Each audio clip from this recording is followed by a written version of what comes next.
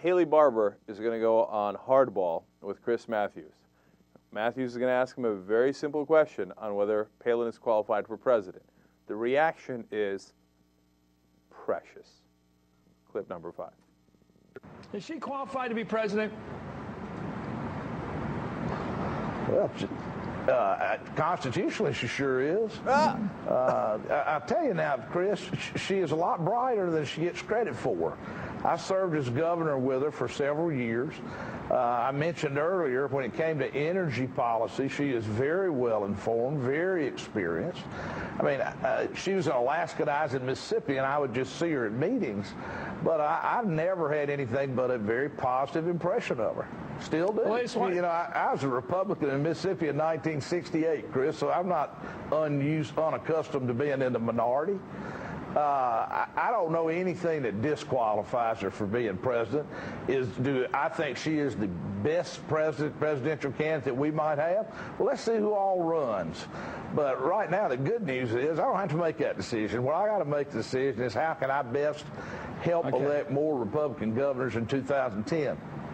So you're going to dodge that one, right? You're not going to tell me whether she's qualified or not tonight on Hardball here. We ask questions like this, Governor. That's why we like having you on, so we can ask you these questions. Is Governor Palin qualified to be president? And I won't ask it again. This is the last time. And the last time I answered will be this. I don't know of anything that disqualifies her from being president. I think that's what I told you a while ago, and you wouldn't take that for an answer. All right. Now, Haley Barbour is not just the governor of Mississippi, obviously Republican, but he's the Republican Governors Association president. They're representing all the governors. Now, Sarah Palin's no longer a governor because she quit, in her first term. But those answers were awesome. The first answer was, I guess she's constitutionally qualified. Now, get a load of how devastating that is. That means she's over the age of 35. And that she was born in the United States of America. That is not what he was asking. I mean, that's as a brutal an answer as I've ever seen. I guess she's constitutionally qualified. Ooh. And then he says she's brighter than people give her credit for. I mean, you want to talk about damning with faint praise. And then finally, he repeats twice. Well, I don't know anything that disqualifies her. I mean, why don't you just climb up on the top rope and see how far up that elbow you can get before you slam it on the ground? Okay, now, but keep in mind, Haley Barbour might run for president on the Republican side in 2012. Might. Or he might have a lot of friends who might run for that spot. So he might have a certain bias against Sarah Palin. But those answers were not friendly or kind to Sarah Palin. That's for damn sure.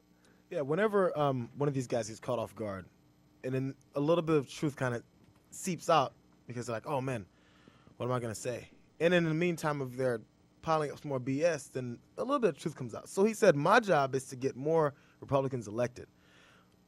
Maybe I'm wrong, but I'm not really going to make a prediction. But the general idea, and maybe Sarah Palin knows or doesn't know this, is to just use her for a little while. And then when the presidential race comes around, you're like, get out of here.